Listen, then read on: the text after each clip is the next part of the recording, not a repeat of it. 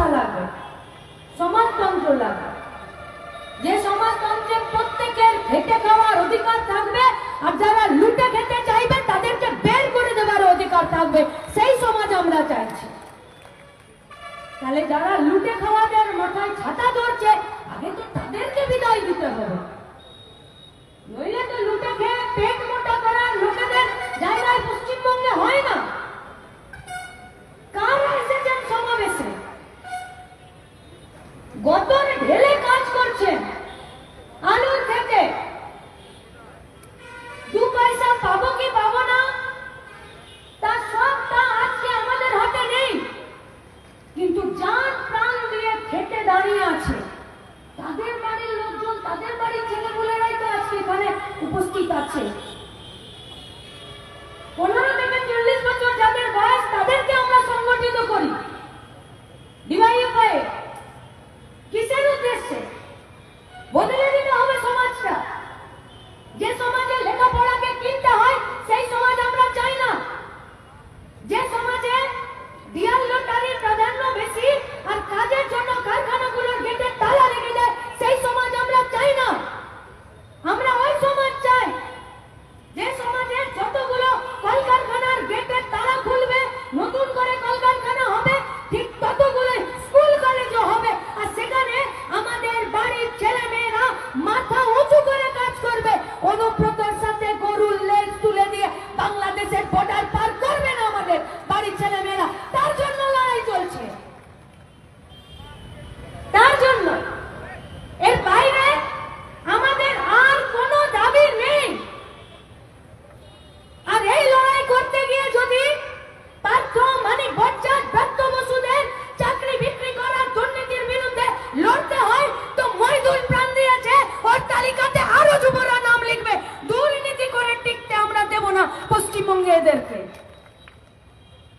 দেব না, এদেরকে।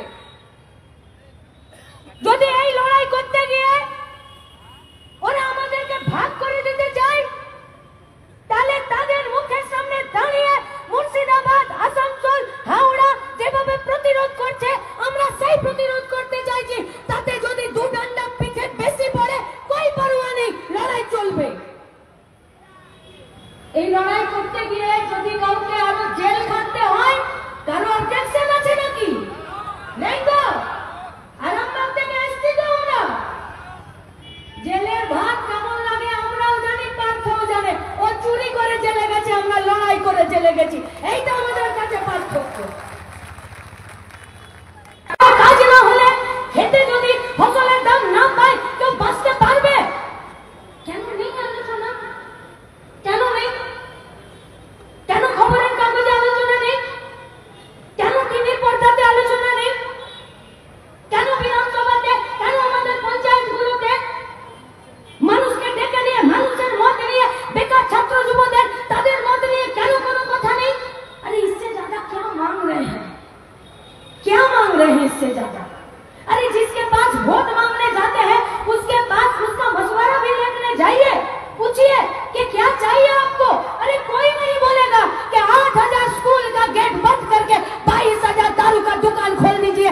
कोई পশ্চিমবঙ্গের একটা ছেলে মেয়ে বলবে না, একটা না। পশ্চিমবঙ্গে বিরাট লটারির রমরমা, পশ্চিমে বালি পাচারের রমরমা, আমাদের এই রাজ্যে কয়লা পাচারের রমরমা, আমাদের এই রাজ্যে বন জঙ্গল কেটে দিয়ে গাছগুলোকে পাচার করে দেওয়ার রমরমা। এই আরামবাগের এই গোটা করিডোরটা ঘিরে এখন তো আমাদের এই সব জেলাগুলোর থেকে শুরু করে মেয়ে পাচার আর শিশু পাচার বেড়ে গেছে। কোথায় পুলিশ, কোথায় প্রশাসন, কোথায় সরকার? কি খাবে মানুষ? কোথায় ভোটার খাটাবে? নির্বাচনগুলোর আগে তো ডিওয়াইএফআই তো দরজায় দরজায় গিয়ে আমরা এই কথাই বলেছিলাম যে কি চাইছেন। আমরা কি ওই বড়গড়ের যে তৃণমূলের 2-4 পয়সার ফুটো মাস্তানগুলো আছে, যে ফুটো মাস্তানগুলো বাড়ির মাস্তাবাড়ি জিনিসের টাইরের খাতাতে চাকরি বিক্রির হিসাব লিখে রাখতো, আমরা কি সেই দলে নাম লেখাবো তাই চাইছেন? আপনারা কি এটাই চাইছেন যে পশ্চিমবঙ্গের রাজ্যের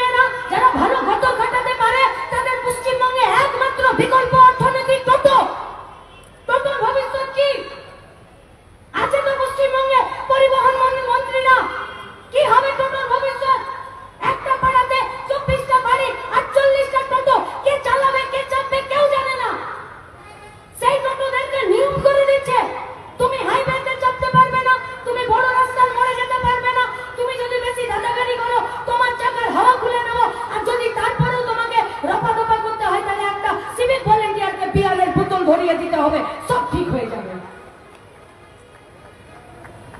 এই সিভিক পুলিশের দৌড়াতিতে রাস্তায় টোটো, অটো, মোটরসাইকেল ওয়ালা, ট্রাক চালকরা সবাই পরেশান হয়ে আছে। আমাদের কথা বিশ্বাস না হলে একটা দিন 1 ঘন্টার সময় নিয়ে এই গোটা হাইওয়েটা ঘুরে দেখুন। যারা দূরে দাঁড়িয়ে শুনছেন, তৃণমূল বিজেপির লোকেরা যারা এখনো পর্যন্ত শুধুমাত্র এই সমাবেশে এসেছেন, তারপরে হয়তো এলাকায় ফিরে যাবেন। হ্যাঁ, সন্ত্রাসের জায়গা আছে এই গোটা হুগলির এই গ্রামাঞ্চলগুলোকে জুড়ে, যেখানে বিজেপি আর তৃণমূল যোগ সাজসে 11 আগের থেকে শুরু করে সিঙ্গুরের ন্যানোদের, টাটাদের ন্যানো কারখানাটা উড়িয়ে দেওয়ার মাধ্যমে এখানে সন্ত্রাসের আতুরঘর তৈরি করেছিল। আর তার বহু আগের থেকে বর্ধমান, আরামবাগ, বাঁকুড়া, কতুলপুর, বিষ্ণুপুর এই গোটা চত্বরটা জুড়ে যারা সন্ত্রাসের আতুরঘর করেছিল, তারাও যদি শুনছেন শুনে রাখুন, আপনাদের বাজার চলছে আমাদের এই পশ্চিমবঙ্গের পরিযায়ী শ্রমিকদের পয়সায়। পরিযায়ী শ্রমিকরা বাইরের রাজ্যে খাটছে, 10-12 হাজার টাকা বেতন পাচ্ছে, আধা পয়সা বাইরের রাজ্যে নিজের কাছে রাখছে, আধা পয়সা হুগলি জেলাতে পাঠিয়ে দিচ্ছে। তবে গিয়ে হুগলি জেলার বাজারে জান আছে, তবে গিয়ে হুগলি জেলার বাজারগুলোতে দোকানগুলো খুলছে, তবে গিয়ে হুগলি জেলার এই সমস্ত ওষুধের দোকান, কাপড়ের দোকান, বাজার হাট চলছে। কিন্তু সরকারের কোনো দায়বদ্ধতা আছে এ রাজ্যের বেকার ছেলে মেয়েদের প্রতি? আপনি কোন লজ্জাতে ঘুষের টেবিল খুললেন? রাজ্যের মুখ্যমন্ত্রী বিজেপি নেতাদের মোহন ভাগবতের কথা ভুলে যাব? এ রাজ্যের মাটিতে মোহন ভাগবত কি বলেছিলেন? কি লেখা হলো আরএসএস এর মুখপত্র পঞ্চতন্ত্রতে? কি লিখলো? বললো মমতার মতন স্বাভাবিক সরল জীবনযাপন করার একটা সাদা শাড়ি, দুটো হাওয়াই চটি পরে নিয়ে এর থেকে সাদা সিধে সরল জীবনযাপনের লোক আর হয় না। একটা ভালো নেত্রী পেয়েছে পশ্চিমবঙ্গ। কেন লিখলো জানেন? কারণ এই পশ্চিমবঙ্গের দাঙ্গার পরিবেশ তৈরি করার জন্য মমতা ব্যানার্জি আরএসএস এর মোহন ভাগবতকে খোলা জমি ছেড়ে দিয়েছে।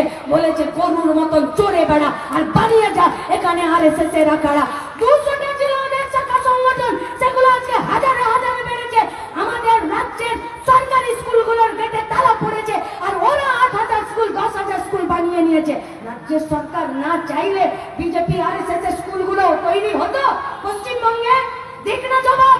তৃণমূল বিজেপির যে নেতারা দূর থেকে দাঁড়িয়ে আমাদের কথা শুনছেন, এই তো প্রেস আছে, প্রেসের লোকজনদেরকেও, এরাও তো একজন শ্রমিক, হাতে মোবাইল, পিঠে একটা ব্যাগ আর একটা ক্যামেরা নিয়ে আর প্রশ্ন নিয়ে নেতাদের পিছনে পিছনে তারা যান। এটা তাদের কাজ, করতে হবে, নইলে পেটের ভাত জুটবে না। এদের কাছে প্রশ্ন কি?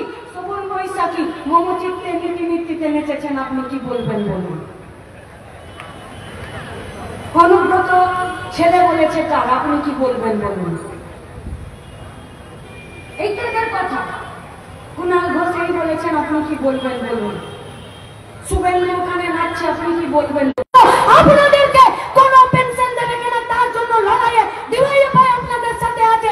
শুধুমাত্র নিজেদের মেরুদণ্ডটা সোজা করে প্রশ্নগুলো পাল্টান আর ক্যামেরাগুলো ঘুরিয়ে দিন। আর যান তৃণমূল বিজেপিকে জিজ্ঞেস করুন যে পশ্চিমবঙ্গে বামেদের সরকার ছিল, সরকারি স্কুলের সংখ্যা বেড়েছে, আর আজকে তৃণমূল কংগ্রেসের সরকার, কেন আরএসএস এর স্কুলের সংখ্যা বাড়ছে? দিন জবাব।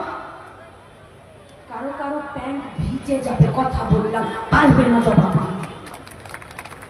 সাহস না করলে পারা যাবে না, সঠিক প্রশ্ন না করতে পারলে পারা যাবে না। লড়াইটা